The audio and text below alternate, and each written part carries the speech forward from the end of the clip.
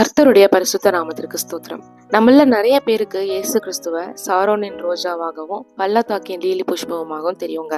ஆனா எத்தனை பேருக்கு அவர் மருதாணி செடியில வர பூங்குத்துன்னு தெரியும்?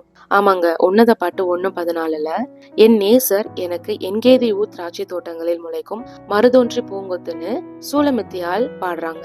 சுத்தியும் வறண்டு போன வனாந்திரத்தோட நடுவுல குளிர்ந்த நீரூற்றுகள் கொண்ட என்கேதி அப்படிங்கிற சோலைவனத்துலதான் அந்த அழகான நறுமணம் வீசுற மருதொன்றை செடிகள் செழித்து வளருமா. மணவாட்டி அவங்களுடைய நேசரை பார்க்கும் பொழுது அவரை வெறும் ஒரு ஒத்தை பூவாக பார்க்காம பூத்து குலுங்குற ஒரு கொத்தான பூவா தான் பாக்குறாங்க.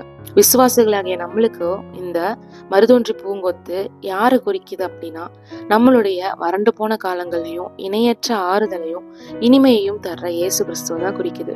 மருதொன்றி பூக்கள் எப்பொழுதுமே தனிச்சு மலராதாங்க, அது அடர்த்தியான நறுமணம் வீசுற கொத்து கொத்தாதான் பூக்குமா.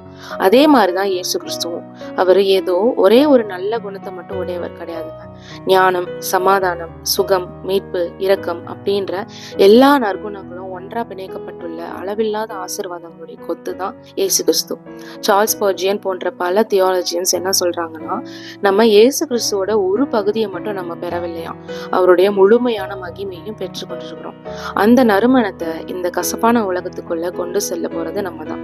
இந்த நாமத்தோட ஆழமான அழகு அதோட ரூட் வேர்ட்ல இருக்குதுங்க.